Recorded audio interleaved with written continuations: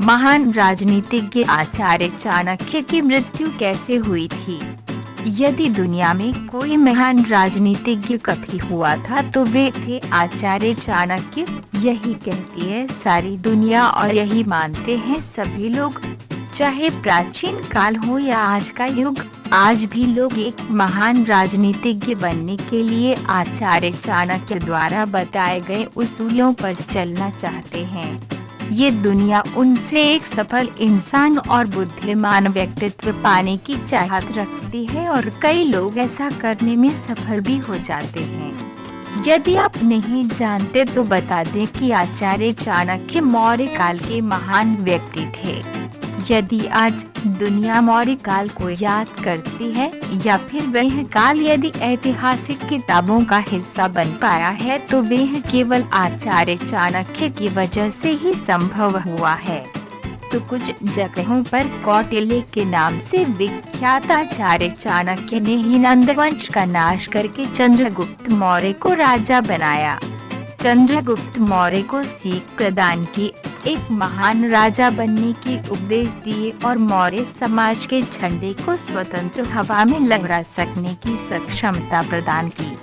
आचार्य चाणक्य के जीवन से जुड़ी कई बातें हम जानते हैं।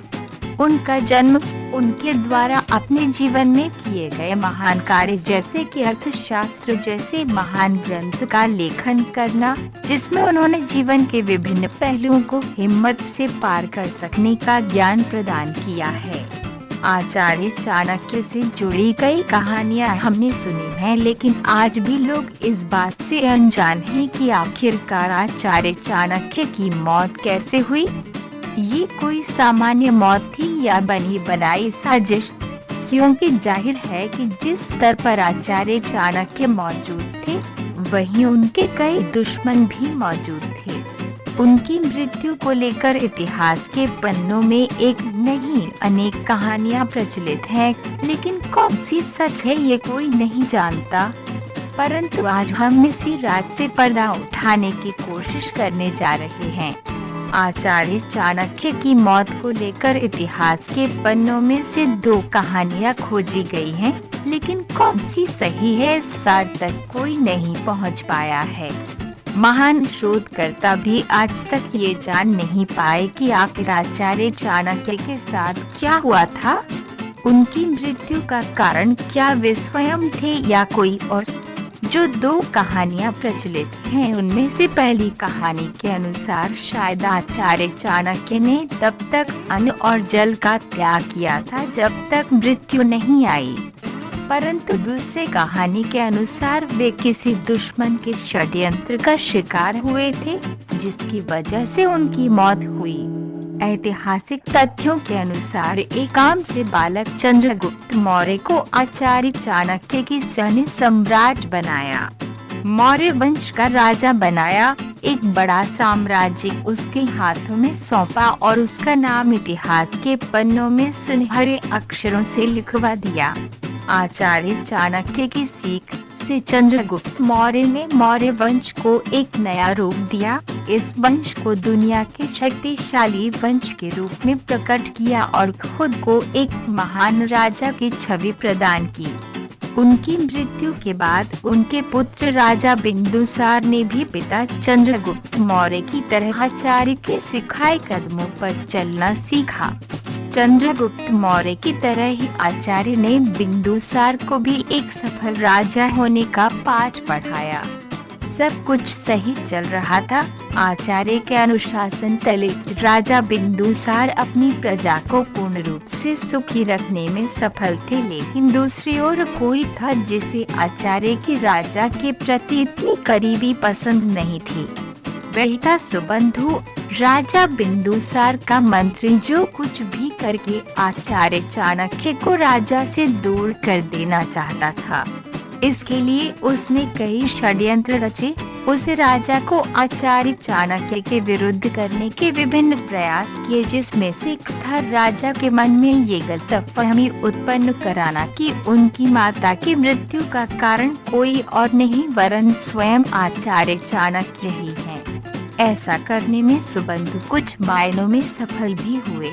धीरे धीरे राजा और आचार्य में दूरियां बनने लगी।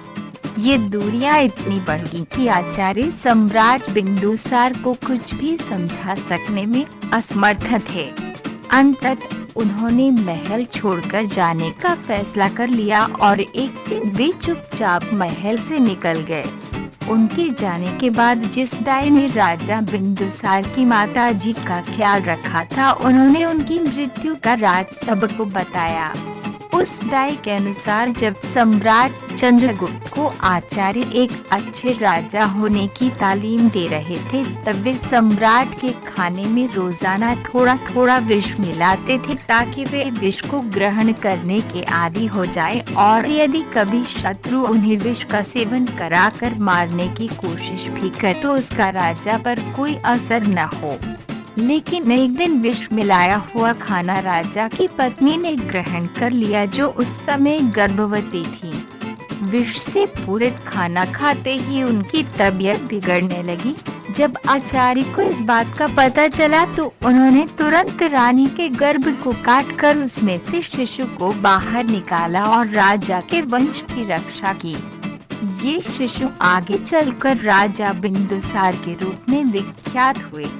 आचार्य चाणक्य ने ऐसा करके मौर्य साम्राज्य के वंश को खत्म होने से बचाया था, लेकिन बाद में किसी ने ये गलत अफवाह फैला दी कि रानी की मृत्यु आचार्य की वजह से हुई। अंततः जब राजा बिंदुसार को दाई से ये सत्य पता चला तो उन्होंने आचार्य के सिर पर लगा दाग हटाने के लिए उन्हें महल में वापस लौटने को कहा, लेकिन आचार्य ने इनकार कर दिया। उन्होंने ताम्र उपवास करने की ठान ली और अंत में प्राण त्याग दिए। परंतु एक दूसरी कहानी के अनुसार राजा के मंत्री सुबंधु ने आचार्य को जिंदा जलाने की कोशिश की थी, जिसमें वे सफल भी हुए। ऐतिहासिक तथ्यों के अनुसार आचार्य चाणक्य ने खुद प्राण त्यागे थे या फिर वे किसी षड्यंत्र का शिकार हुए थे, ये आज तक साफ नहीं हो पाया है, क्योंकि विभिन्न शोधकर्ता हर बार भिन्न भिन्न परिणामों के साथ सामने आते हैं, जो अंत में ये सवाल खड़ा कर देते हैं कि आखिर चाणक्य के साथ हुआ क्या था। आचार्य चाणक्य के कारण भारतीय इतिहास एक तिजोरी के रूप में सामने आया है, जिसमें चाणक्य नीतियों से भरा खजाना है।